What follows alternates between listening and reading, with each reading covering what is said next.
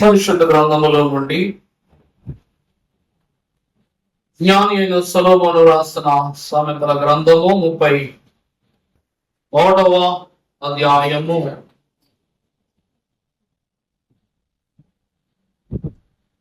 24వ వచనము నుండి చదువుకుందాం.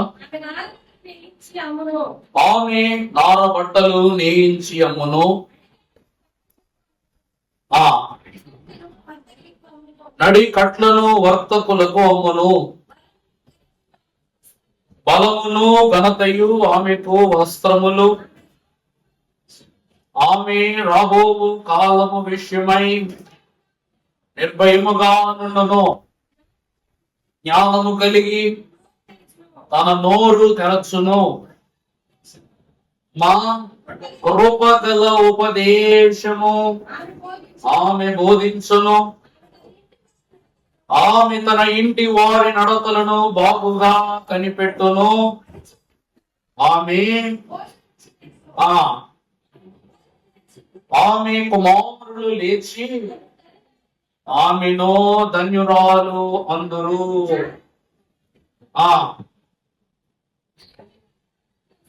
పతివ్రత ధర్మమును అనుసరించి నారు గాని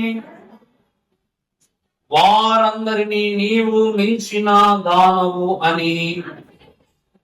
ఆమేన్.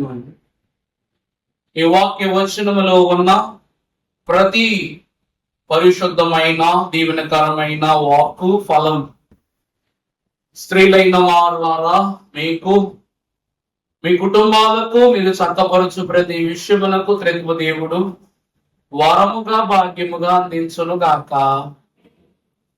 ప్రభునందు దేవుని ప్రియబిడ్డలారా, చదవబడిన వాక్య భాగములో స్త్రీ అను క్రమము మరి ఎంత విస్తారమైనటువంటి పాత్రను వాక్యములో పోషిస్తూ ఉన్నది అంటే, పరమ భక్తులు అన్నారు, వాక్యములో పాపము నిమిత్తమై విస్తరణలో ప్రథమ భాగమును కనపరిచినది స్త్రీయే. రెండవది ఆ పాప భారమును మొయ్యి నిమిత్తమై పరిశుద్ధుడగు దేవుని కుమారుని లోకమునకు అందించినది స్త్రీయే కనుక స్త్రీ అను పదము వాక్యములో ఎంతో ప్రత్యేకమైనటువంటి, మరింత ప్రత్యేకమైనటువంటి స్థానాన్ని కనపరుచుకున్నట్లుగా మనం చూస్తూ ఉన్నాం. ప్రభునందు దేవుని ప్రియబిడ్డలారా, వాక్య ఉపదేశకుడకు సొలొమోను మహాభక్తుడు మనకు ఈ మాటలు రాయటానికి గల కారణము ఏమిటి అయ్యా అంటే, సొలొమోనుకు 300 వివాహాలు జరిగినట్లుగా వాక్యములో ఉంది.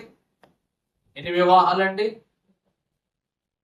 ఎందుకు ఇన్ని వివాహాలు చేసుకున్నాడు సొలొమోను మహాభక్తుడు అంటే, అపరిమిత జ్ఞాన సంపన్నుడైన దేవదేవుడు సొలొమోను మహాభక్తునికి జ్ఞానం అనుగ్రహించినప్పుడు, ఈ జ్ఞానము ఎందులకు అని అడగగానే సొలొమోను అంటున్నాడట, నీ ప్రజలైన వారిని చదునైన మార్గమున నడిపించుటకు ఈ జ్ఞానమును నేను నీ వద్ద నుండి కోరుకొనుచున్నాను అన్నాడు. తన తండ్రి యగు దావీదు ఒక గొప్ప మహారాజు అయి ఉన్నప్పటికీ కూడా స్త్రీ పక్షపాతమున అతడు దేవునికి దూరస్తుడగుటను బట్టి తన జ్ఞానమంతయు విహీనమైపోగా, 2 కుమారుల చేత తరుమబడుట, వారిచే శోధింపబడుట, అది స్వకీయమైనటువంటి పాప కార్యముగా దేవుడు ఎంచి సొలొమోను మహాభక్తుని కాలములో ఒక్క పాపమును బట్టి దేవాలయమును కూడా కట్టవలసిన దావీదు యొక్క స్థితి, తన కుమారునికి ఆ వరము బదిలీ చేయబడుట మనం బాగా తెలుసుకున్నాం. అవునా కాదండి? పరమ భక్తులైన వారంటారు, దేవుడు ఎవరినైనా మొదటి తప్పు యొద్దనే ఆపేస్తాడట. అర్థమైందండి? ఎందుకంటే ఒక మంచి ఉదాహరణ ఆదికాండములోని భక్తులు మనకు తెలియచేస్తున్నారు. ఏమిటయ్యా అంటే, గతములో మీకు బుర్రకథలోనే పాడి ఈ క్రమాన్ని నేను వినిపించాను. అవ్వమ్మ యొద్దకు సాతానుడు వచ్చి ఆమెను మోసపుచ్చి పండు కోయించి తిననిచ్చి, తన భర్తకు తిననిచ్చి వారిని పాపములో పడవేసినప్పుడు వీరందరూ సాతానును ఒక మాట అంటున్నారంట, ప్రభువా, ఆదాముడేమో నీవిచ్చిన ఈ స్త్రీ నాకు ఈ పండును తినిపించింది అని ఆదాము అవ్వమ్మ మీద నెపాన్ని పెట్టాడు. అవ్వమ్మ, ఇదిగో ఈ సర్పమే నన్ను ఈ పండు తినుటకు నన్ను మోసపుచ్చి ప్రలోభపరచిందని అవ్వమ్మ తన నెపాన్ని సర్పము మీద వేసింది. ఈ సర్పమును సాతాను యొక్క క్రియలు ఇవన్నీ క్రమానుగుణ్యంగా జరిగిపోవటం వలన దేవుడు శపించేశారు, విడిచిపెట్టేశారు. అప్పుడు ప్రభు అంటున్నారు, వీరి వైపు చూస్తూ, క్షమించు నాయనా, మా తప్పు కాయము ప్రభు అన్నప్పుడు ప్రభు అంటారు, ఓ ఆదాము, ప్రతి సాయంకాలము మీ ఇద్దరి దగ్గరకు నేను వచ్చి మంచి చెడులను గురించి పరీక్ష చేస్తూ మిమ్మల్ని అడుగుచూ మీ యోగ క్షేమములు తెలుసుకొనుచున్నప్పుడు దుష్టుడు మిమ్మలను మింగి వేయుటకు పొంచి ఉన్నాడు, జాగ్రత్త అని చెప్పాను, మీరు విన్నారా? ఇప్పుడేమో ఒక్కసారి మా మాట ఆలకించండి. నా రోజు చెప్పిన నా మాటను ఏం చేశారు మీరు? పెడ చెవిని పెట్టారు. ఇప్పుడు నన్ను మీ మాట వినమని, చెవి యొక్కమని వేడుకుంటున్నారు. అందుకే ప్రభు ఏమన్నారంటే, అరే దైవ ద్రోహులకు తగిన శాస్తిగా తందాన తందాని తందాన స్వర్గ సంఖ్యములు మీకు దూరము, తందాన తందాని తందాన నొసట చెమటను చిందించి మీరు బ్రతుకవలయు నిక్కను, తందాన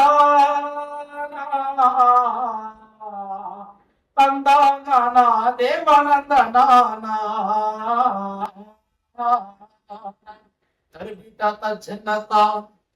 దైవ ద్రోహులకు ఇదే తగిన శాస్తి.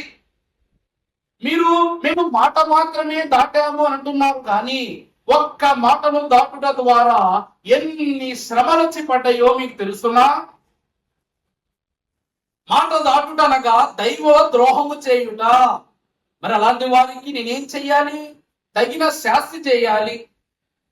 రెండవది, శాస్తి అంటే ఏమిటనగా స్వర్గ సౌఖ్యములు. మీకు దానియేలు గ్రంథములో ప్రారంభంలో ఒక మాట చెప్పాను, తోడేలును గొర్రె పిల్లయ్యను ఒక చోటనే నివసించును, అంతే కదండి. అలా ఉండేటువంటి సమాజం మనకు కనబడిందంటే అది భూతల స్వర్గము అంటారు భక్తులు. ఆ సౌఖ్యాన్ని వారు కోల్పోయారు. దేవుడు ఇలాగున వారిని, వీరి పరిస్థితులను అలాగున శాప రూపేణ దేవుడు దూరం పెట్టాడు. అప్పుడు ఆదాము అంటున్నారు, ప్రభువా, ఒక్క తప్పే కదా నాయనా, దయచేసి మమ్మ క్షమించు అని అడిగితే ప్రభు అప్పుడు అన్నారంట, ఒక్క తప్పని నీవు అనుకుంటున్నావు, కానీ ఆ తప్పు వలన కలిగే ఆంతర్యం ఏమిటో, భారాలు ఏమిటో చెబుతాను విను. ఏమిటది? నీవు తప్పు చేశావు. ఎందుకు తప్పు చేశావంటే అవ్వమ్మ మీద పెట్టేశావు. అవ్వమ్మ ఎందుకు తప్పు చేశావంటే సర్పం మీద పెట్టేసింది ఆమె. మరి నీ గర్భమున కయ్యూను అనేటువంటి కుమారుడు పుడతాడా? పుట్టడా? అవమ్మ, నీ కడుపుని ఎవరు పుడతారు? యెహోవా దయ వలన. నువ్వేమంటున్నావో చూడు, యెహోవా దయ వలన నేను మనుషులే సంపాదించుకున్నానని నీ కుమారుడైనటువంటి అతనికి కయ్యూను అని పేరు పెడతావు. ఇప్పుడు ఈ కయ్యూను పెద్దవాడై ఈర్ష్యాపరుడై నీ రెండవ కుమారుడైనటువంటి హేబేల్ని ఏం చేస్తాడు? చంపేస్తాడు, నరహత్య చేస్తాడు. ఇప్పుడు మిమ్మల్ని ప్రశ్న అడుగుతాను, జాగ్రత్తగా వినండి. హేబేలు యొద్దకు సర్పం వచ్చి, కయ్యూని యొద్దకు సర్పం వచ్చి నీ తమ్ముడైన హేబేలును చంపేయి అని చెప్పిందా? చెప్పండి, చెప్పలేదు.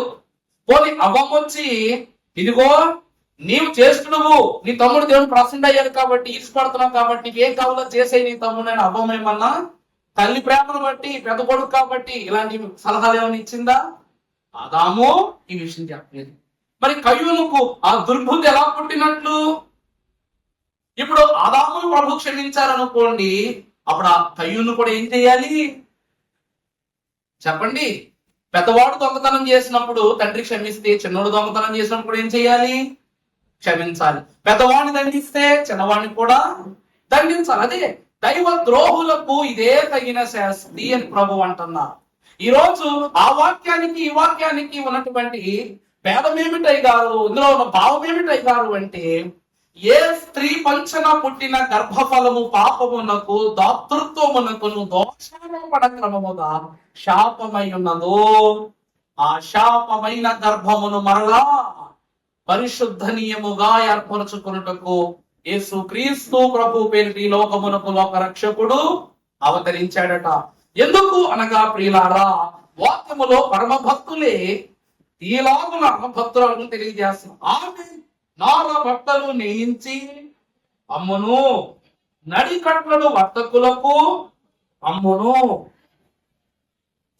బలమును ఘనతయు ఆమెకు వస్త్రములు. మొదటిగా స్త్రీ యొక్క స్థితిని భక్తులు అంటున్నారు. స్త్రీ యొక్క ధన్యత ఏమిటంటే బలమును ఘనతయు ఆమెకి ఏమై ఉన్నవి? వస్త్రములై ఉన్నవి. ఆమె రాబో కాలము విషయమై నిర్భయముగా ఉండరు. చెప్తాం ఏమిటంటే బలము ఘనత ఈమె వస్త్రములు. భక్తులు అంటారు ఇవి పరిశుద్ధుని యొక్క నీతి క్రియలు అని పరమ భక్తులు ప్రకటన గ్రంథంలో రాశారా లేదండి? ఆమె ధరించుకున్న నారబట్టలు ఏమిటంట? అవి పరిశుద్ధుల యొక్క నీతి క్రియలు. మొదటిది బలము ఘనత అనగా పరిశుద్ధుల నీతి క్రియ అనే వస్త్రాన్ని తల్లి ధరించుకుంటుంది. రెండవది ఆమె రాబో కాలము విషయమై నిర్భయముగా ఉండును అనగా ఈ రోజు మనము భయపడకూడదు అంటే ఏం చేయాలి? నిర్భయంగా బ్రతుకుతూ ఉన్నామంటే ఏం చేస్తున్నాం మనం? చెప్పండి చెప్పండి. ఏంటండి అలా అంటారు? రేపు మీ బిడ్డలు బాగుండాలి, మంచి స్థానంలో ఉండాలి, మంచి జీవనంలో పెరగాలి, మంచి వాక్యములో పోషింపబడాలంటే ఈ రోజు నుంచి ఒక తల్లిగా మీరు ఏం చేస్తున్నారు? ప్రార్థన. అందుకే భయపడరాదు క్రీస్తు విశ్వాసి, భయపడి దిగులు పడరాదు సుమి. పాటలు, ప్రార్థన, వాక్య పఠనము, తాటియవు శుభవార్త ప్రకటనలు, తీటకు కానుకలు తెచ్చు సమర్పణ నీటుగా చేసిన నిలబడగలవు అన్నారు. దేవుని బిడ్డలారా, రెండవది నిర్భయముగా జీవించుటనగా ప్రార్థన జీవితమును కలిగి స్త్రీలు జీవించుట.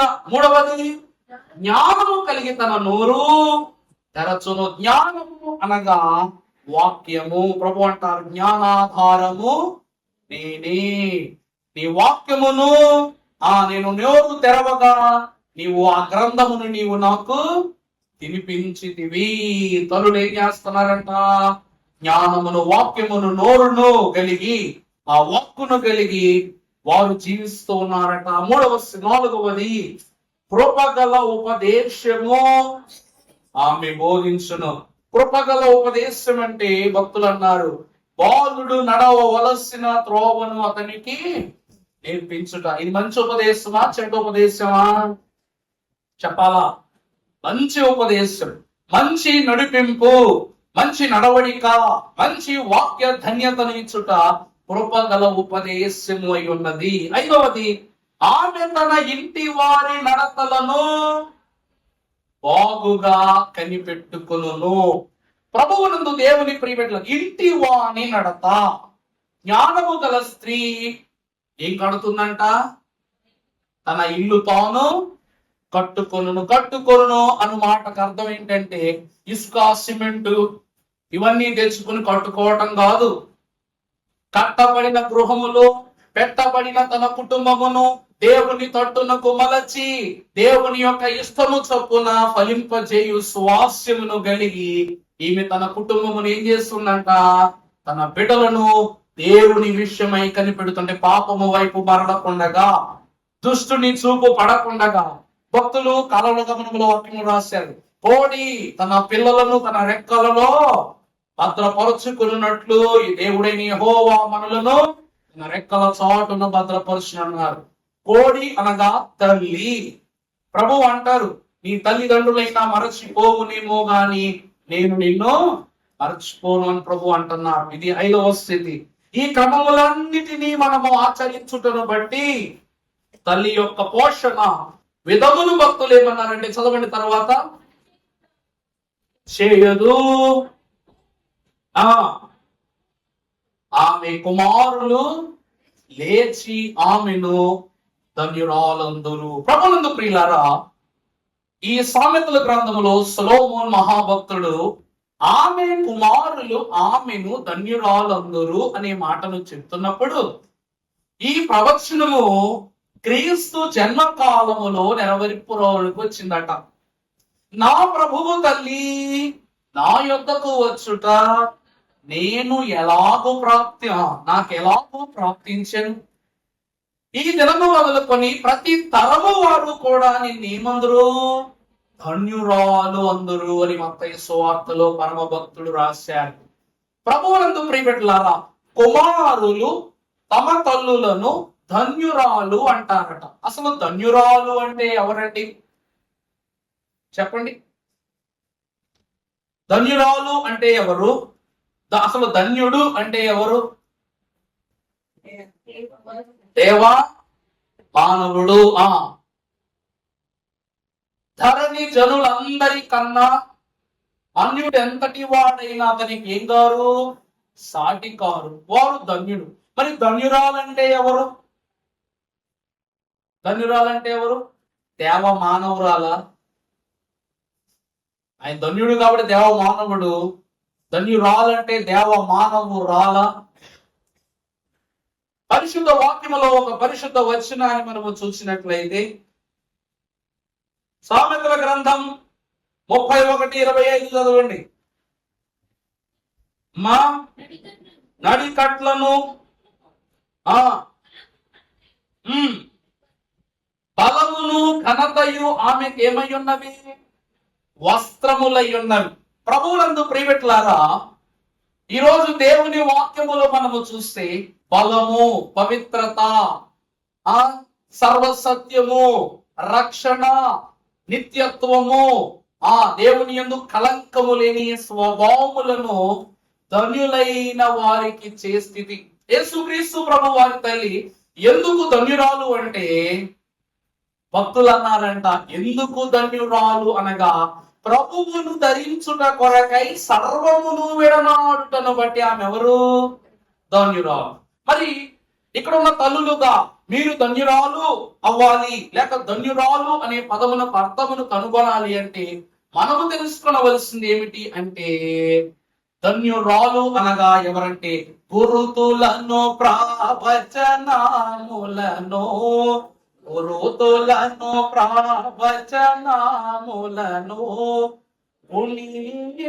చూచున్నది. సరిగా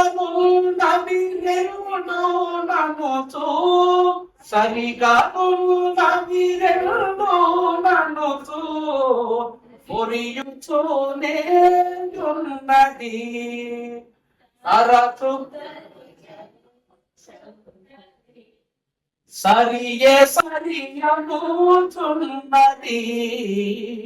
వధువు సంగము వధుని కొరకు ఎదురు చూచుచున్నది. వధువు సంఘము వరుని కొరకు ఎదురు చూచుచున్నది. అసలు ఈ ధన్యమైన వధువు ఎలా ఎదురు చూచుచున్నది అంటే, ఆనాడు ఉపమానములు బుద్ధి గల కన్యకలైన వారు తమ దివిటీలను పట్టుకుని తమను తాము సిద్ధపరచుకుని తమ కొరకు తాము ప్రయాసపడి పెండ్లి కుమారుని రాకడ కొరకు ఏర్పరుచుకున్న ప్రతి స్థితి వారి ధన్యతలో భాగాన్ని ఇస్తూ ఉన్నాయి. దేవుని యొక్క వాక్యాన్ని బట్టి మనము చూస్తే కుమారులు తల్లులను ధన్యులంటారట. ఎంత గొప్ప సంగతి! ఎందుకంటే మరియమ్మ గారిని తాము వారు ధన్యులు భక్తుడు రాశాడంటే, ప్రభు వెళ్ళిపోతూ అమ్మా ఇదిగో నీ కుమారుడు, ఇదిగో నీ తల్లి. యోహానుకు అప్పగించాడు. మరి యోహాను ఎవడంట? దేవ మానవుడు, పరమార్థ జ్ఞాని అనే యోహాను ఎవరండి?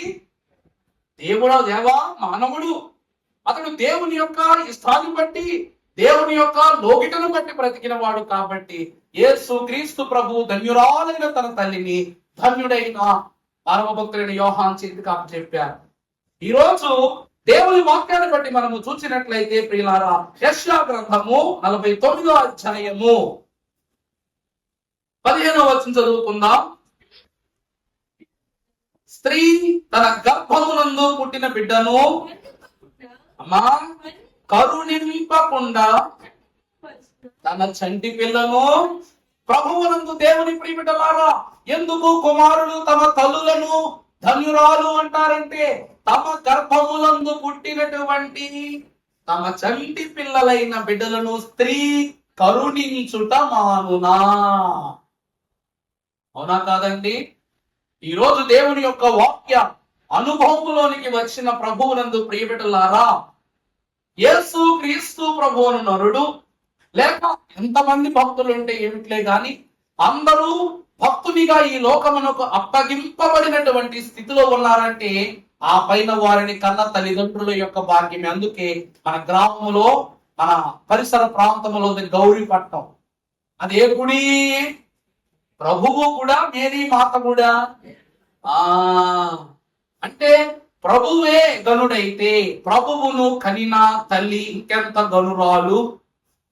అందుకే ప్రభు అయిన యేసు క్రీస్తు ప్రభువును గురించి ఐదారు బుర్రకథలో చెప్తున్నప్పుడు అంటారు, మరియమ్మను గురించి మాట్లాడుతూ, నజరేతు పురమున మరియ నామమున నారీమణి గలదు, వినరా భారతదేశ పౌరుడా విశ్వజాతి చరిత, అన్వతరంబున దైవ ధ్యానమి ఆమె చేయుచుండు, వినరా భారతదేశ పౌరుడా విశ్వజాతి చరిత, భౌతిక సుఖములు కోరదిన్నాడు భక్తురాలు మరియా, వినరా భారతదేశ పౌరుడా విశ్వజాతి చరిత, అన్వతరంబును దైవ ధ్యానమే ఆమె చేయుచుండు, వినరా భారతదేశ పౌరుడా విశ్వజాతి చరిత, తరిగిత తజ్జనత. నజరేతు పురమున మరియ నామము పేరు పెట్టుకున్న ఎవరు కలరు? నారీ మణి కలరు. ఎవరు కలరటండి? అంటే అమ్మమ్మ గారు ఎవరు అంటే, నువ్వు నరునిలో నుండి తీయబడ్డావు కాబట్టి నేటి దినము నుండి నేనేమందరు? నారీ అందరు. కానీ మరియమ్మ గారు నారీ కాదట, స్త్రీలందరిలోనూ నువ్వు ధన్యురాలవనగా నారీ మణి. అందరిలో నువ్వు ముత్యము వంటి దానవు, వజ్రము వంటి దానవు, మరి నీ వంటి వారు మరొకరు లేరు అని ప్రభువే చెప్తున్నారు. ఎందుకు అంటే అన్వతరంబును దైవ ధ్యానమే ఆమె చేస్తూ ఉందట. అంటే ప్రతి దినము ఆమె దేవుని ధ్యానములోనే ఉందట. అందుకే ఆమె నారీమణి. రెండవది, భౌతిక సుఖములు కోరదెన్నడూ భక్తురాలు మరి ఆమెకు భౌతిక సుఖం అనేటువంటిదే ఆమె దరిలోనికి రానివ్వలేదట. అందుకే ఆమె ధన్యురాలట. మూడవది, భక్తి శ్రద్ధలు బుద్ధి భోగముల యందు లక్ష్య పెట్టదు మరియా, వినరా భారతదేశ పౌరుడా విశ్వజాతి చరితాన. అందుకే యేసుక్రీస్తు ప్రభువు తరములకు మరియమ్మ గారి ధన్యురాలు చేశారు. ఇక్కడ వాక్యములో ఉంది. ఎందుకంటే స్త్రీ తన గర్భము నందు పుట్టబోవు చంటి పిల్ల విషయమై తనను కరుణించుట మరచునా. నిప్పని తెలిసిన బిడ్డలను ఈరోజు తల్లులు మోస్తున్నారు, బరువని తెలుస్తున్న మోస్తున్నారు. ఇది ప్రాణము కంటే పరమైనటువంటి ఒక పని అని తెలుస్తున్న తల్లులైనటువంటి వారు బిడ్డలను విడిచిపెట్టేస్తున్నారా? మాకొద్దని భరిస్తున్నారు, సహిస్తున్నారు, అందిస్తున్నారు. ఎందుకు అనగా పరిశుద్ధులకు దేవుని రాజ్య వ్యాప్తి కొరకు. అందుకే వారి తల్లులను బిడ్డలు ఏమంటున్నారంట? ధన్యురాలు అంటున్నారంట. కడుపున పుట్టిన బిడ్డలు ఏమంటారంటండి? ధన్యురాలు అంటున్నారంట. తల్లి అనగా ఏమిటంటే కరుణకు పాత్రురాలై ఉన్నటువంటి వారు. అందుకే తరాలు వారు ధన్యురాలు అంటున్నాయి. రెండవ స్థితి మేము చూసినట్లయితే సామెతల గ్రంథము 22:6, బాలుడు నడవలసిన త్రోవను వానికి నేర్పును. ప్రభువునందు ప్రియులారా, రెండవ స్థితి ఏమిటి అంటే బాలుడు నడవలసిన త్రోవను నేర్పించుట. ఈరోజు మన పిల్లలు ఈరోజు ఏ మార్గంలో నడవాలని తల్లిదండ్రులు కోరుకుంటారు? మీరు చెప్పండి.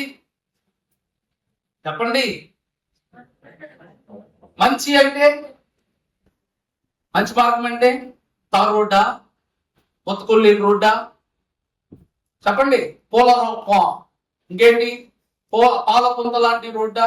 మరి ఇంకే రోడ్డు మీద నడవాలి మనవాళ్ళు? మంచి మార్గం అంటే ఏంటి? నీతి మార్గం అంటే ఏంటి?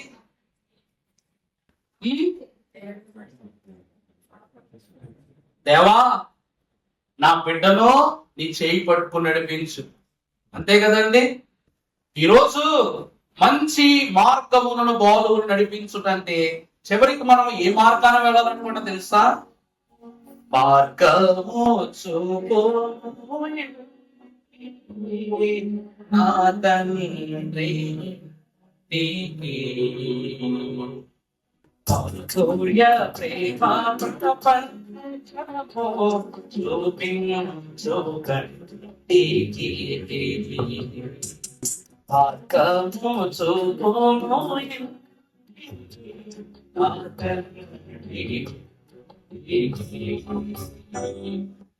మాధుర్య ప్రేమ ప్రపంచము చూపించు కంటికి పాప మమతల చేత పారిపోయిన నాకు ప్రాప్తించే క్షామము.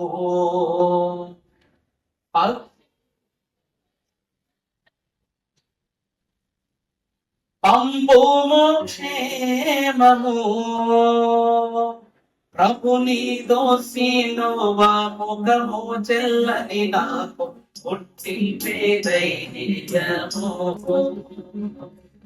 ప్రభుని దోసినోవా ముఖము చెల్లని నాకు పుట్టించే ధైర్యము.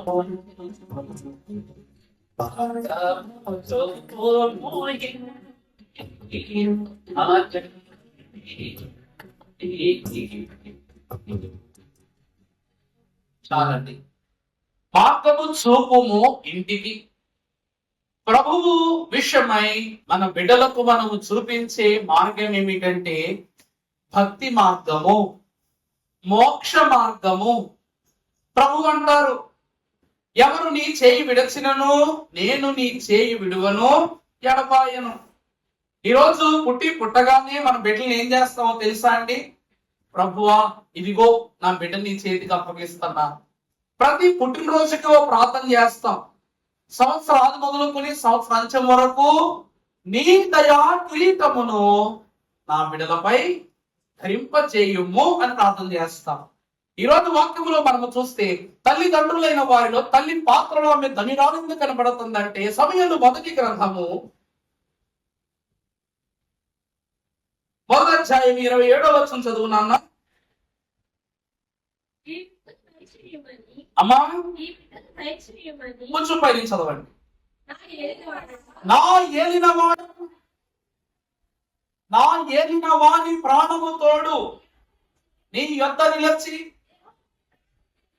యెహోవాను ప్రార్థన చేసిన స్త్రీని నేనే.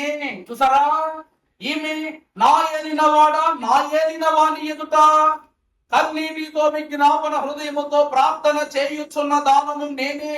అన్న మహాభక్తురాలు తనను తాను దేవుని సన్నిధిలో ప్రత్యక్షపరచుకుంటూ ఉన్నది. ఏమని ప్రార్థిస్తుందంటే ఇప్పుడు చదవండి. నీ బిడ్డను, అబ్బబ్బా ఎంత గొప్ప మాట, నాకు బిడ్డను దయచేయమని ఆమె అడగట్లేదు, నాకు గర్భఫలం ఇవ్వమని ఆమె అడగట్లేదు, నాకు కుమారుని ఇవ్వమని ఆమె అడగట్లేదు. ఏమని అడుగుతుందంట? నీ బిడ్డను నాకు దయచేయమని యెహోవాతో నేను చేసిన మాట మనవిని, కాబట్టి నేను అర్థమవుతుందా అండి? భక్తులు అంటారు, నీ కుమారో నిన్న ధర్మ గుణముల మార్చి నీ కుమారో సాగి లౌకికుల మోక్ష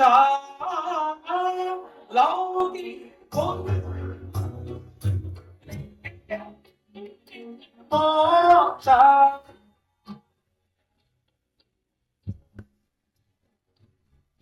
చీకినా ఓ లోకావాక్య అభినా ఓ ఈ పోయేది యువా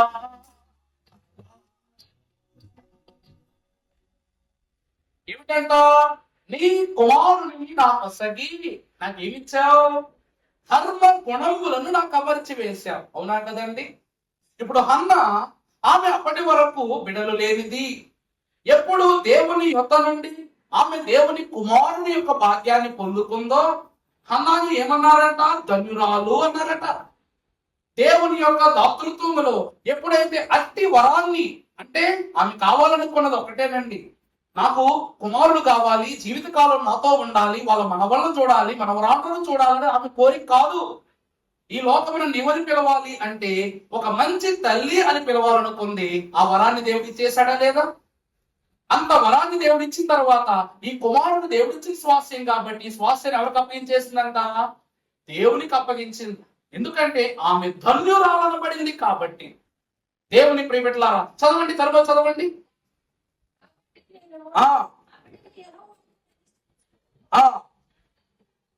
తాను చూడండి, బిడ్డను అప్పగించేస్తూ, ప్రభువా ఇక నీ పన్ను నువ్వు ఎలా చేసుకుంటావో చేసుకో, నా బిడ్డను ఎలా పెంచుతావో పెంచు, నీ ఇష్టం అని వదిలిపెట్టేసిందా? బిడ్డకు అప్పగిస్తూ ఒక దీవెనిస్తుందంట. చదవండి అమ్మా. వాడు యెహోవాకు ఏమవ్వాలని దీవిస్తుంది? ప్రతిష్ఠితుడు అవ్వాలని దీవిస్తుంది. తర్వాత చూసారా, తల్లి ఎప్పుడైతే బిడ్డను అలాగున దీవించి ప్రభువుకు అప్పచెప్పిందో వెంటనే ఆ బిడ్డ ఏం చేశాడంట? తల్లి మాటను బట్టి, తల్లి ప్రార్థన బట్టి అప్పటికప్పుడే సమూయేలు మహాభక్తుడు ప్రభువు యొక్క సన్నిధిలో ప్రభువును మొక్కుటను ఆరంభించాడు. ప్రభునందు ప్రియబిడ్డలారా, ఒక తల్లి యొక్క స్వాస్యాన్ని భక్తులు ఏమన్నారంటే, తల్లి ఎంత దేవుని యొక్క ఏర్పాటులో ఉన్నప్పటికీ, తల్లి యొక్క ఏర్పాట్లను పెంచినప్పటికీ తన భౌతిక సుఖములను కోరుకొనక తల్లిదండ్రులు ఏం చేస్తారంట? బిడ్డల యొక్క క్షేమము కొరకు పనిచేస్తారట.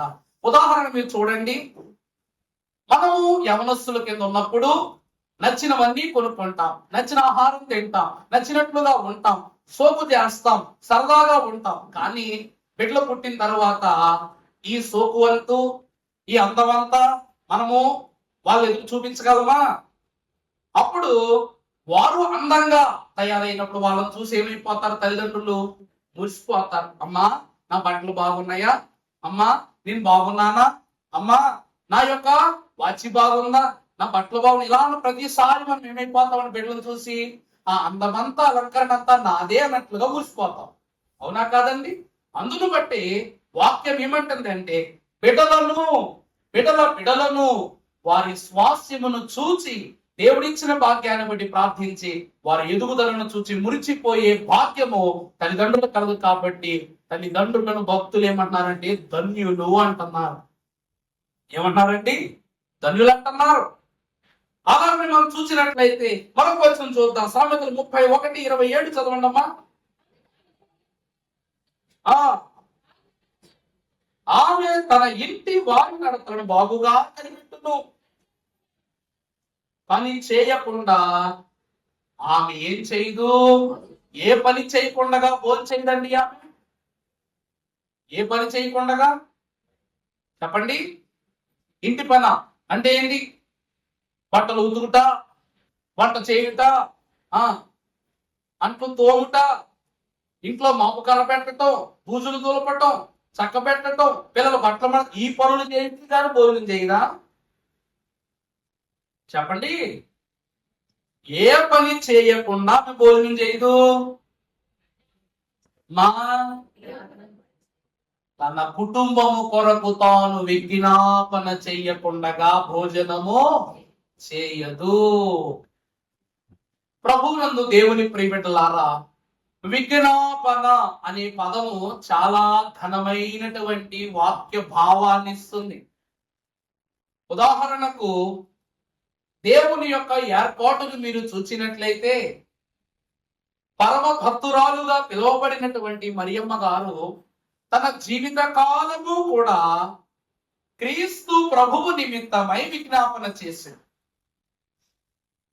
ఈ రోజు రాకడ వధువు సంఘముగా ఎత్తబడు మన నిమిత్తమై, మన బిడ్డల నిమిత్తమై ప్రతి తల్లియు విజ్ఞాపన చేస్తూ అంతకు మిక్కిలి తల్లికి మించి తండ్రికి మించి పరలోకనాథుని ప్రియ కుమారుడైన ప్రభు కూడా మన కొరకు ఏం చేస్తున్నారు? విజ్ఞాపన చేస్తున్నారు. వాళ్ళు మాత్రమేనా? అయ్యగారు అన్నారు, పరలోకమున పరిశుద్ధులు నీ కొరకై నిరంతరము ఏం చేస్తున్నారంట? ప్రార్థన చేస్తున్నారు. ఇదే ఒక పనిగా పెట్టుకున్నారట. ఈరోజు పరిశుద్ధ జనమ, దేవుని వాక్యమును గ్రహించుటకు వచ్చిన వారలారా, ఈరోజు మాతృ దినోత్సవం. మాతృత్వం అనగా దేవుని విషయమై దాతృత్వము చేయబడినటువంటి స్థితి. ఇది కేవలము బిడలను ఈ లోకమునకు అందించడం మాత్రమే కాదు. కానీ భక్తులు అన్నారు, ప్రతి ఒక్క తల్లియు తన బిడకు ప్రాణము పోయును, ఆ బిడలు దేవుని రాజ్య వ్యాప్తి కొరకు పనిచేయు వారై ఉండునట్లు ప్రభువు వారిని దీవించును అన్నారు సాధు సుందర్ సింగ్ గారు. అవునా కాదండి? ఈ లోకములో భక్తులు ఎంతో మంది ఉన్నారు. కానీ ఆ భక్తులను ఈ లోకమునకు అందించిన తల్లులైన వారిని గురించి కూడా మనం ఏం చేయాలి? జ్ఞాపకం చేసుకోవాలి. అందుకే మనకు కూడా ఒక గొప్ప కీర్తన ఉంది. ఏమిటది? ఒక చెడ్డ తల్లిని గురించినటువంటి కీర్తన. ఆమె చెడు అనకూడదు కానీ ఆ కాలంలో రాశారు. ఏమిటది? జ్ఞాపకముంచుము లోతు సతీమణి శాపనగర ప్రియ స్నేహితురాలు, ఆపద నెరిగియు ఆశలు వీడక, ఆపద నెరిగియు ఆశలు వీడక, నాశనముందేను పాఠము మీకిది, నాశనముందేను పాఠము మీకిది, అదిగో అంజూరము ఓ క్రైస్తవ చిగురించెను చూడుము. అవునా? అదిగో అంజూరము ఓ క్రైస్తవ చిగురించెను చూడు. ఎందుకంటే ఈ రోజు లోతు భార్య, లోతు కుటుంబము మనకేమై ఉన్నదండి? నిత్యము కూడా శాప నగర స్నేహితులుగానే జ్ఞాపకం ఉన్నారు. కానీ మన ప్రభువు, మన తల్లిదండ్రులు, మన పితరులు మనల్ని ఏ నగరానికి వారసులు చేయాలనుకుంటున్నారంటే పరమ కానానుకు వారసులు చేయాలనుకుంటున్నారు. కాబట్టి ఈ మదర్స్ డే సందర్భంగా తల్లులైన వారు మీ బిడలను ఎంత ఘనముగా, మాట గాని ముడత గాని మత్స గాని లేకుండా మీరు పెంచున్నారని ప్రభు సన్నిధిలో విశ్వసించుచు ఎలాగున కుమారులు కుమార్తెలు మిమ్ములను ధన్యురాలని వాక్యములందో ఆ వరమును, ఆ సాక్ష్యమును మీరందరూ పొందుకునే ధన్యత త్రిత్వ దేవుడు ఈ పరిశుద్ధాత్మ కుమరింపు కాలములో మీకు మీ బిడలకు సదా దయచేయును గాక. ఆమేన్. అందరికీ మరణాత.